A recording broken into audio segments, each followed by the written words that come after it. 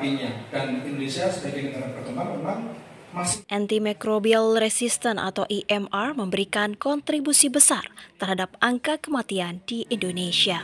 Sesuai data University of Washington, bahwa tahun 2019 angka kematian di Indonesia yang disebabkan AMR mencapai 34.500 jiwa dan 133.800 kematian yang terkait langsung dengan AMR. Jumlah ini menempatkan Indonesia pada urutan ke-78 dari 204 negara dan nomor 5 di Asia Tenggara dengan angka kematian tertinggi yang terkait dengan AMR. Kepala BBPOM di Mataram, Yosep Dwi Irawan menyebut AMR tidak hanya berdampak kepada manusia, tetapi juga berdampak kepada hewan, perikanan, pertanian, dan lingkungan yang bersumber dari manusia. AMR atau pandemi senyap merupakan suatu kejadian ketika virus dan bakteri tidak lagi mempan terhadap antibiotik. Faktor pemicu resistensi antibiotik terdiri dari dua faktor, yaitu faktor dari produk antibiotik itu sendiri dan faktor dari perilaku manusia. Faktor dari produk adalah apabila produk antibiotik yang digunakan adalah produk yang tidak memenuhi ketentuan mutu atau substandar, produk rusak atau bahkan palsu, dan faktor dari perilaku manusia, antara lain resep tidak rasional dan penggunaan antimikroba tanpa resep dokter, konsumsi antimikroba tidak sesuai ketentuan, membuang antimikroba sembarangan, serta penggunaan antimikroba pada hewan yang tidak sesuai ketentuan.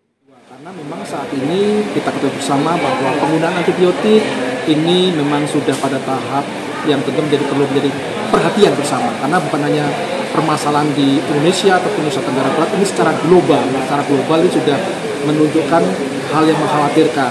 Karena diprediksi sendiri, WHO memprediksi di 2050 itu dampak kematian akibat antimikrobial resisten ini mencapai 10 juta jiwa proyeksinya ya. Dan itu apabila tidak dilakukan upaya-upaya pencegahan yang komprehensif, yang berkelanjutan, yang melibatkan seluruh stakeholder, ini bisa angkanya mungkin lebih besar lagi. Dan tentunya kami menggelar kegiatan pada hari ini adalah harapannya kami teman-teman media bisa mengamplifikasi informasi-informasi yang kami sampaikan tadi, sehingga tentunya baik nanti masyarakat itu bisa menyadari bahwa bahaya penggunaan antibiotik tanpa resep dokter, dan harapannya nanti juga bisa mengkomunikasikan juga ke pemangku kepentingan lainnya. Pemerintah telah menerbitkan Peraturan Menteri Koordinator Bidang Pembangunan Manusia dan Kebudayaan Republik Indonesia Nomor 7 Tahun 2021 tentang Rencana Aksi Nasional Pengendalian Antimikroba tahun 2020 hingga 2024, di mana melibatkan lintas lembaga dan lintas kementerian membentuk tim khusus pengendalian AMR. Lebih lanjut, Yosep mengimbau agar masyarakat tidak membeli antimikroba tanpa resep dokter, teruskan pengobatan dengan antimikroba yang diresepkan walaupun keadaan telah membaik, tidak membuang antimikroba rusak atau kadaluarsa sembarangan. Tegur dan laporkan jika mengetahui ada pihak atau sarana lain yang menjual antimikroba sembarangan atau tanpa resep dokter. Dari Mataram, Leti TV 9 memberitakan.